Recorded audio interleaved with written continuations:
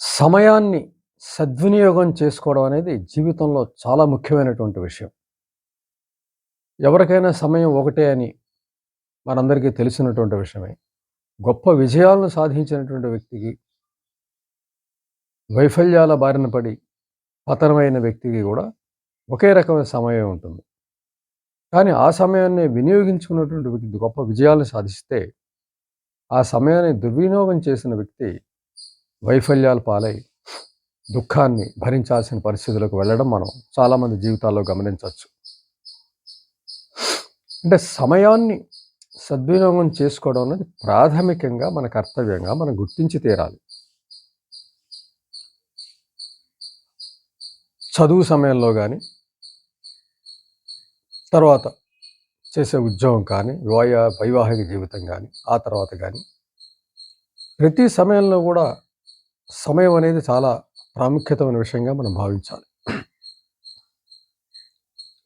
దేన్నైనా పోగొట్టుకున్నా మళ్ళీ మనం సంపాదించవచ్చు, ఒక భవిష్యత్తు ఉంటుంది అనే ఆశ ఉన్నప్పటికి కూడా సమయం పోతే, ఆ సమయం దాటితే మళ్ళీ ఆ సమయం వస్తుందో లేదో తెలియని పరిస్థితి.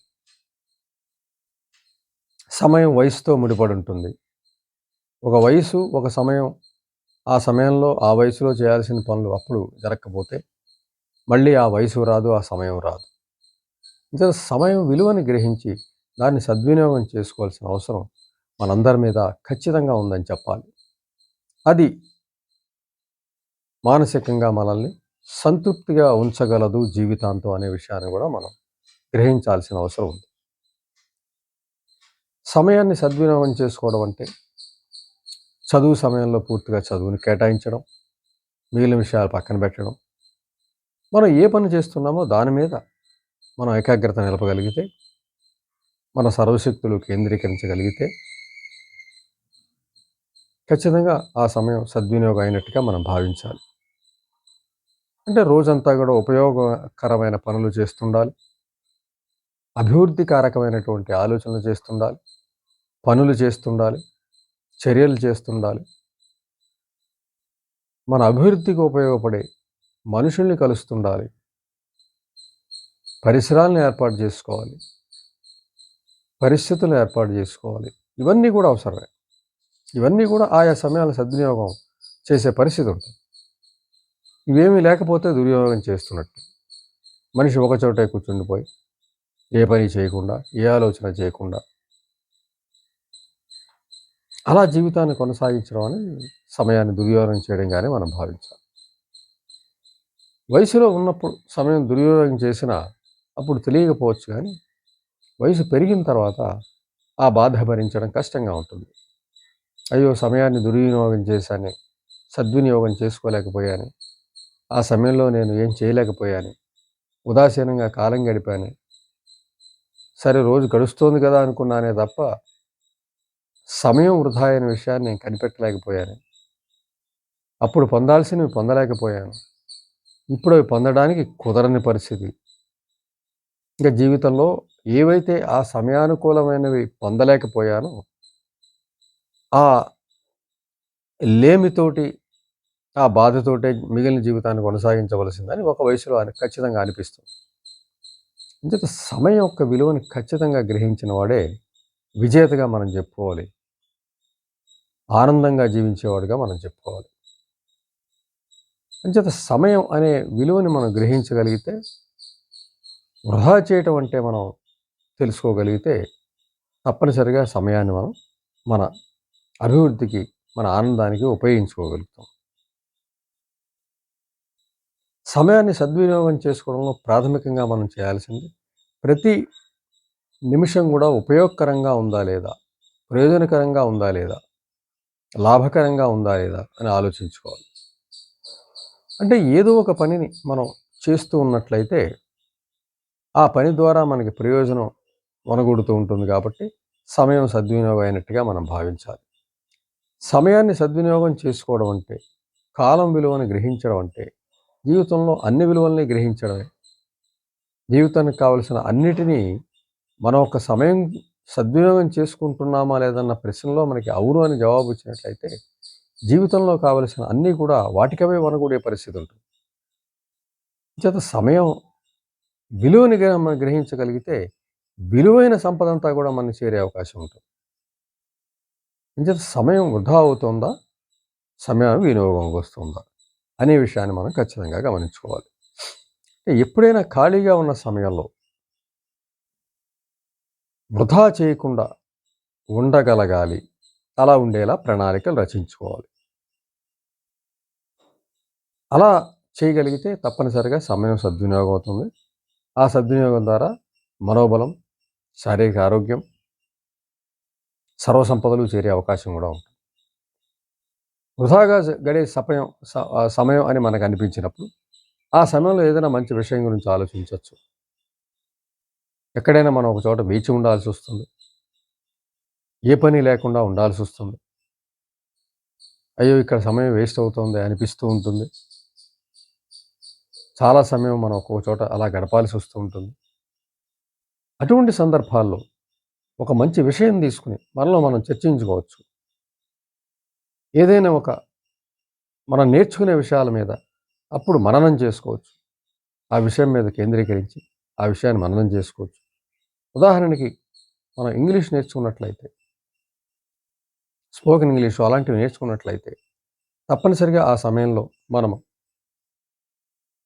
సెంటెన్స్‌కి సంబంధించినవన్నీ కూడా నేర్చుకుంటూ ఉన్నట్లయితే, గ్రామర్‌కి సంబంధించిన విషయాలు నేర్చుకుంటూ ఉన్నట్లయితే, మనసులో మననం చేస్తూ ఉన్నట్లయితే, వృథా ఆలోచనలు వలన సమయం వేస్ట్ కాకుండా, మనం ఈ ఆలోచనలు మనం చేస్తున్నట్లయితే, అప్పుడు మనకు తెలుసున్న విషయాల్ని, మనం చదివిన విషయాల్ని, అప్పుడు మననం చేస్తూ ఉన్నట్లయితే, అప్పుడు వాటికి సంబంధించినవి మరొకసారి జ్ఞాపకం చేసుకుంటూ ఉన్నట్లయితే, అక్కడ సమయం వృధా కాలేదనే మనం గ్రహించాలి.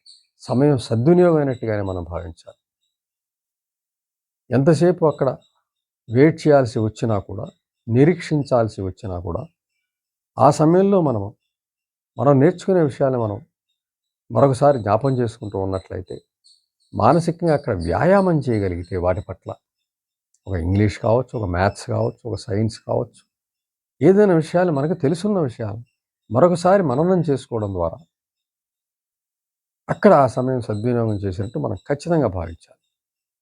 ఎంచేతంటే జ్ఞాపకశక్తికి మూలమైనటువంటిది పునశ్చరణ. పదే పదే ఆలోచించటం అనేది జ్ఞాపకశక్తికి మూల సూత్రం. కాబట్టి మనం ఆ సమయంలో ఆ విషయాల్ని మననం చేయటం ద్వారా, మనకి మనం చెప్పుకోవడం ద్వారా తప్పనిసరిగా జ్ఞాపకశక్తికి మనం బలోపేతం చేస్తున్నట్లుగా మనం భావించాలి. అంటే సమయాన్ని సద్వినియోగం చేస్తున్నట్లుగా మనం భావించాలి. సమయానికి విలువ ఇస్తున్నట్లుగా మనం భావించాలి. అంచేత సమయపు విలువని మనం గ్రహించాలి. అలాంటి సమయాల్లో మనం చేయగలిగితే అసలు సమయాన్ని వృధా చేసినట్లే మనకి భావన రాదు. అలాంటి సమయాల్లో మనం ఇలాంటివి చేయగలిగితే, మిగిలిన సమయాల్లో కావలసిన పనులు, అవసరమైన పనులు మనం చేసుకుంటూ ఉన్నట్లయితే సమయం సద్వినియోగం అవుతూ ఉంటుంది.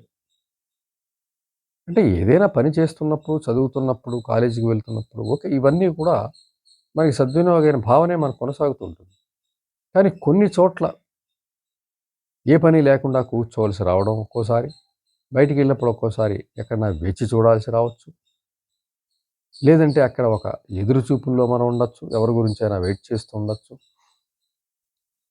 అయ్యో! అక్కడ సమయం నాకు వృధా అవుతోంది అని మనం పదే పదే టైం చూసుకునే పరిస్థితి రావచ్చు.